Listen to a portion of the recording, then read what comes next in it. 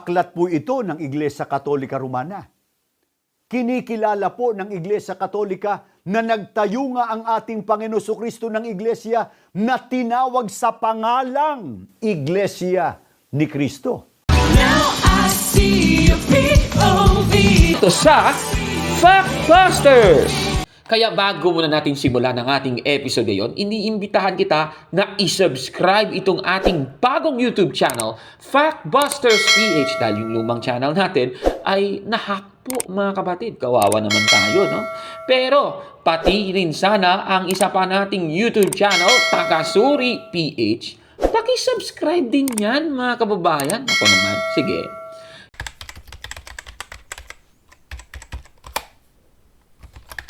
Magandang araw mga kapatid and welcome naman sa isang bagong episode ng Factbusters PH. Sa Mateo 16:18 ayon po sa talata, itatayo daw ng ating Panginoong Jesucristo ang kanyang iglesia. At base po sa talatang ito, ano ba ang opisyal na pangalan ng iglesia na itinayo ng ating Panginoong Jesucristo? Para sa episode natin ngayon, siguro para masagot ang tanong, ay tatanungin natin ang ministro ng Iglesia ni Cristo ni Manalo na si Michael Sandoval. Paano naman niya sasagutin ang nasabing tanong? O eto, pakinggan natin ang sagot niya, mga kapatid. Sinasang-ayunan po ba maging ng mga tagapagturo o otoridad ng ibang relihiyon? Halimbawa, otoridad Katoliko ng iglesyang itinayo ng ating Panginoon Kristo ay tinatawag sa kanyang pangalan. Ang babasahin po natin ay aklat ng Simbahang Katoliko. Religion, Doctrine and Practice, isinulat po ng isang paring Jesuita na ang pangalan po ay Francis B. Caselli, isang paring Jesuita. Pakinggan nyo sa page 442 hanggang sa page 443 sa wikang Pilipino na po. Si Jesucristo ba ay nagtatag ng iglesia? Oo. Mula sa lahat ng kasaysayan, kapwa panlupa at di pangkabanalan, gayon din mula sa Biblia, na kinikilalang isang makataong kasulatan, ating nalaman na si Jesucristo ay nagtatag ng isang iglesia na mula sa kauna-unahang panahon ay tinawag na sunod sa kanyang pangalan, ang Iglesia Kristiyana o ang Iglesia ni Cristo. Aklat po ito ng Iglesia Katolika Romana. Kinikilala po ng Iglesia Katolika na nagtayo nga ang ating Panginoon Kristo ng Iglesia na tinawag sa pangalang Iglesia ni Cristo. Ayan, so napanood po natin si Michael Sandoval ng Iglesia ni Cristo ni Manalo. At may isa pang beses na ginawa niya itong paggamit ng aklat na kanyang binasa. Eto, panoorin natin mga kapatid. Pagka sinangguni po natin ang Simbahang Katoliko o ang Iglesia Katolika Romana, sa pamamagitan po ng kanilang mga opisyal na aklat, anong pagtuturo ng Iglesia Katolika Romana? Ang Panginoon Kristo ro po ba ay nagtayo o nagtatag ng iglesia? At kung nagtatag, ano ro po ang pangalan? May dala po akong aklat dito. Ang pamagat po ng aklat ay Religion, Doctrine and Practice. Ayan. By Francis B. Caselli, isang paring Jesuita. Babasahin ko po sa inyo dito sa page 442. Ito po'y tanong at sagot. Ganito sinasabi po sa aklat na ito ng Simbahang Katoliko. Did Jesus Christ establish the church? Yes, from all history, both secular and profane, as well as from the Bible, considered as a human document, we learn that Jesus Christ established a church, which from the earliest times has been called after him the Christian Church or the Church of Christ, o ang Iglesia ni Cristo. Ito po'y aklat ng Simbahang Katoliko. Pinatutunayan po nila ng Simbahang Katoliko na ang Panginoon Kristo po ay nagtatag ng isang iglesia na tinawag sa pangalang Iglesia ni Cristo. At pagka binasa pa po natin sa page 444, anong sabi dito sa aklat na ito ng Simbahang Katoliko?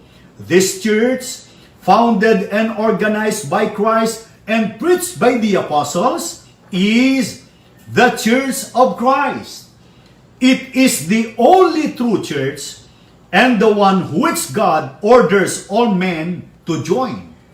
Kaya pinatutunayan po maging ng simbahang Katoliko, simbahang o Iglesia Katolika, na ang Panginoon Kristo po nagtatag ng isang iglesia. Ito anya ang tunay na iglesia, ang Iglesia ni Kristo.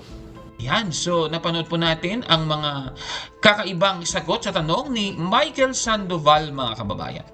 Ayon po sa kanya, pinatunayan daw ng Iglesia Katolika na Iglesia ni Kristo. Syempre, isiseksik nila yung kanilang iglesia kasi nga yung pangalan ng kanilang iglesia Iglesia ni Kristo daw.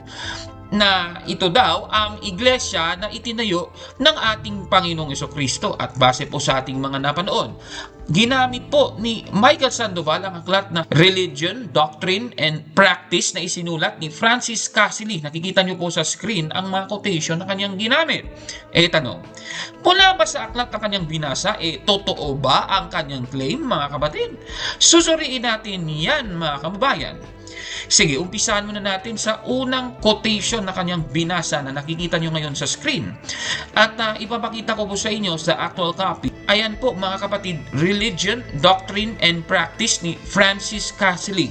Sa page 442 to 443. Nakikita nyo po sa screen. Yan talaga ang nakalagay. Did Jesus Christ establish a church? Yes, from all history, both secular and profane, as well as from the Bible considered as a human document. We learn that Jesus Christ established a church, which from the earliest times has been called after him the Christian Church or the Church of Christ. Yan ang nakalagay, mga kababayan. At ginamit pa niya yung isa pang quotation, nakikita nyo ngayon sa screen. At kung mapapansin, meron na namang nakatago, meron na namang ...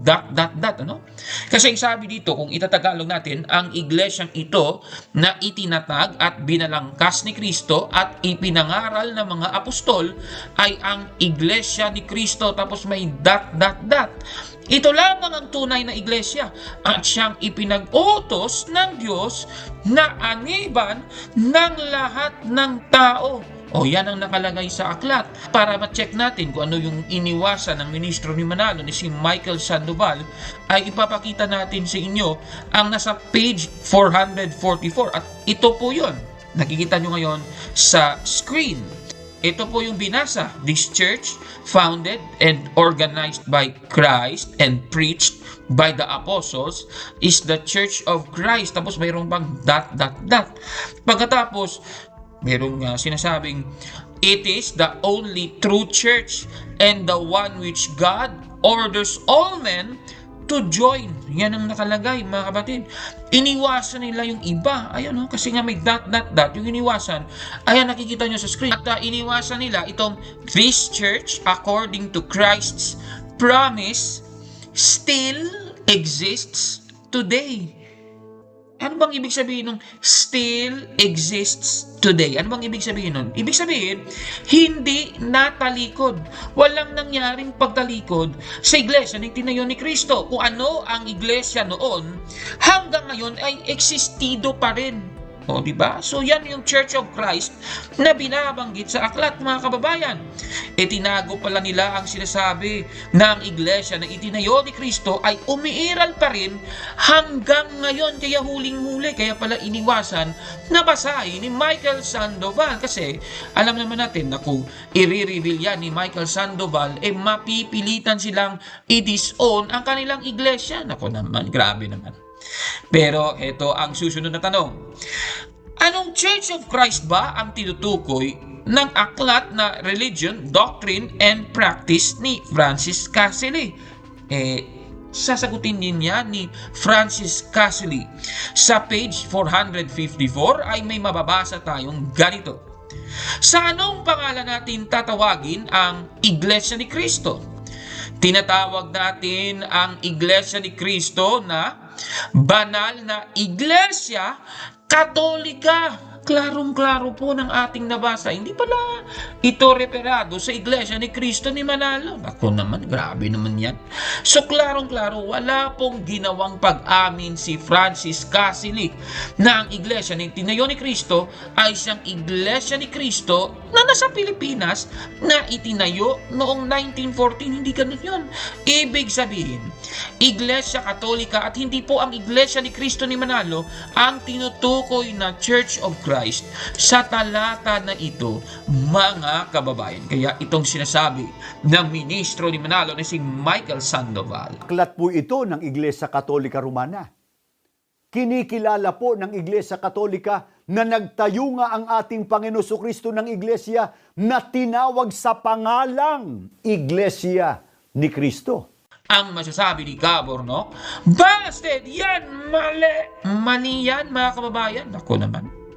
At may isa pa siyang gagamitin na aklat para suportahan ang kanyang claim. O eto, panoorin natin, mga kapatid. Naniniwala rin po ba maging ang mga protestante na ang tunay na iglesia ay tinatawag sa pangalan ng ating Panginoong Kristo? Na pinamagatang The Church in the Bible by Don DeWelt, page 349 sa wikang Pilipino na po. Ang iglesia ay ang katawan ni Hesukristo, Efeso 1:22-23. Ang ideya tungkol sa pagkamay-ari ay tiyak dito. Kung paanong ang katawan ng isang tao ay sa kanya at hindi sa iba, gayon ang iglesia ay iglesia ni Kristo at hindi ng iba. Wala nang makapagbibigay diin ng higit pa kaysa sa mga pahayag na ito sa karapatan ni Kristo na tawagin ang iglesia na kanya at bigyan ang iglesia ng kanyang sariling pangalan. Ito naman po ang patotoo ng mga otoridad protestante tungkol sa tunay na iglesia. Ayon po sa kanila, ang iglesia ay katawan ni Kristo. Ano pa? Ang ideyaan niya tungkol sa pagkamay-ari ay tiyak dito. Kapag sinabing ang iglesia ay katawan ni Kristo, this church is the body of Christ. Ayon po sa aklat na ito, ang iglesia ay hindi sa iba, kundi kay Kristo. Sa makatwid, si Kristo rin daw po ang may karapatan, bate dito, na tawagin ang iglesia na sa kanyang sariling pangalan. Ayan na naman si Michael Sandoval, mga kababayan.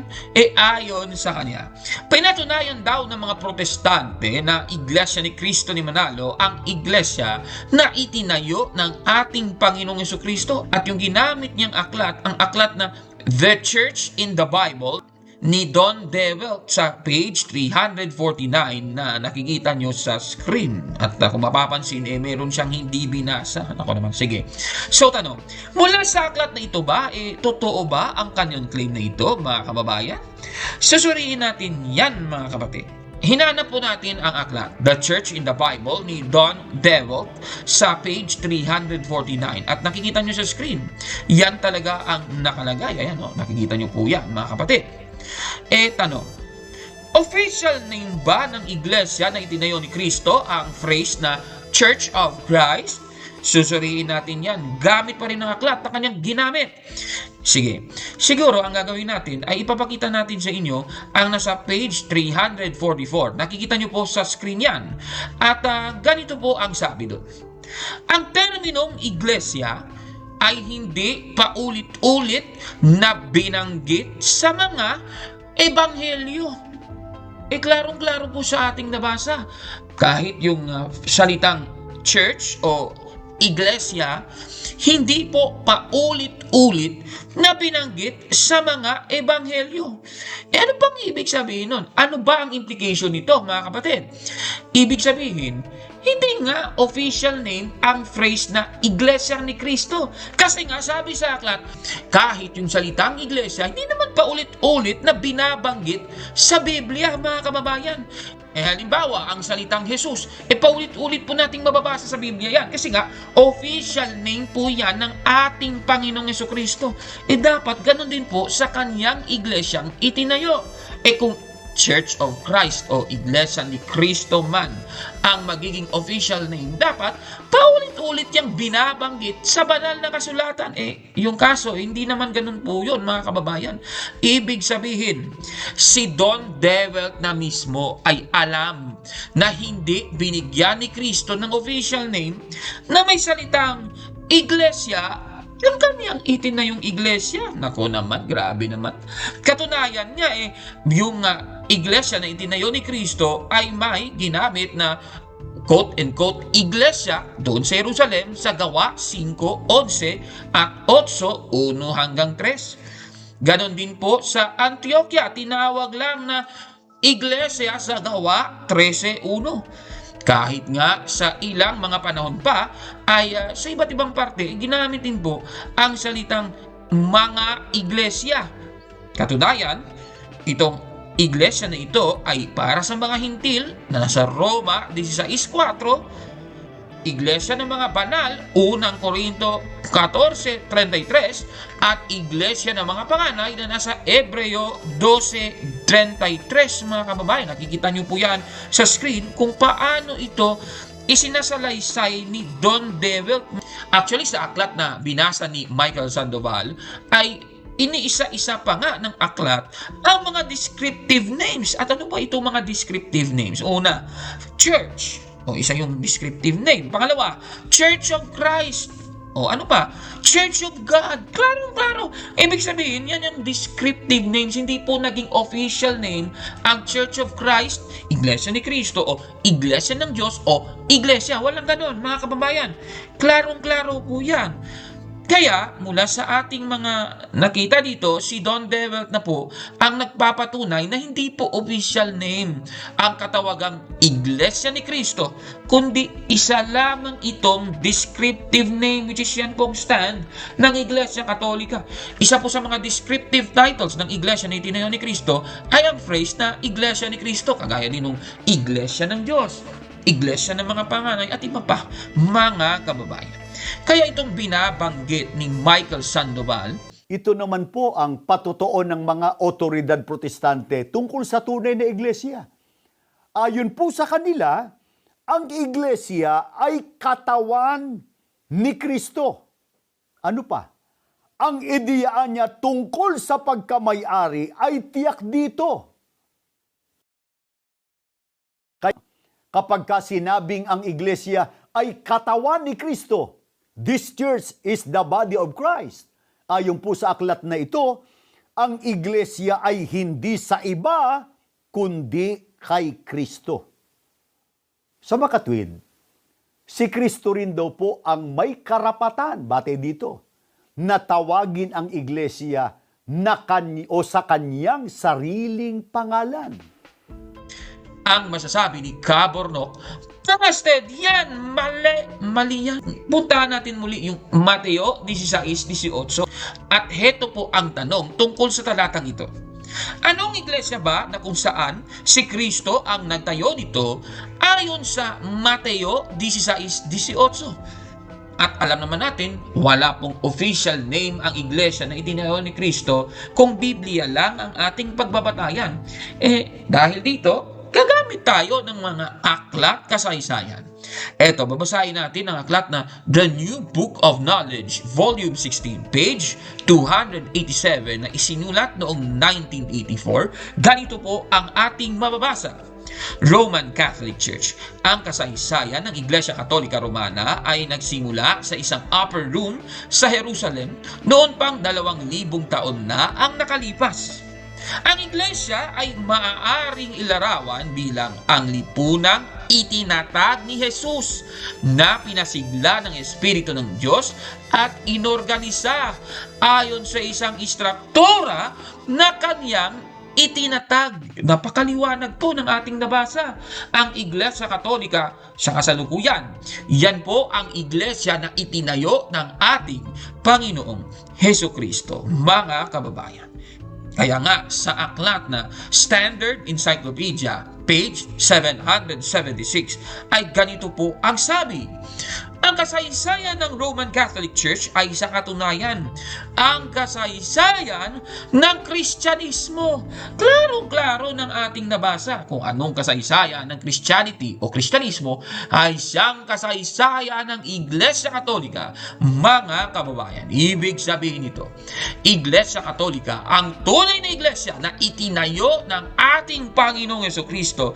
At actually, hindi po yan ang Iglesia ni Cristo ni Manalo na itinayo lamang noong 1914 sa Pilipinas ayon sa aklat na The New International Dictionary of the Christian Church ni J.D. Douglas, page 776, na ganito naman ang sinasabi: ang Pilipinas ay gumawa ng sarili nitong mga kulto. Higit sa lahat, ang Iglesia ni Cristo o Church of Christ na itinatag noong 1914 ni Felix Manalo at nag-aangkin ng ilang milyon, napakaliwanag po, mga kababayan. At mula po sa ating episode ngayon ay napatunayan nating hindi rin Iglesia ni Cristo ang opisyal na pangalan ng iglesia na itinayo ng ating Panginoong Hesukristo, mga kababayan.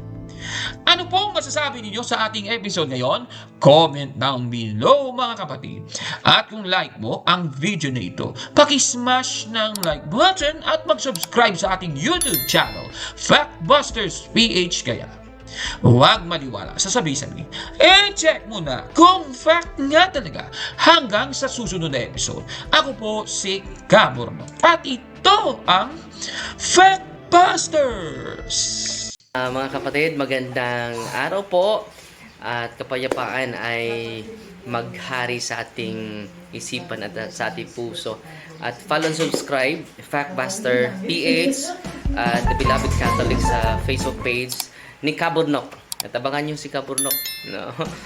Dahil marami siyang i-reveal na mga maling aral at matutuhanan natin ang katotohanan. Dahil ang katotohanan ay magbigay sa atin ng tunay na kalayaan. God bless! I am Catholic. I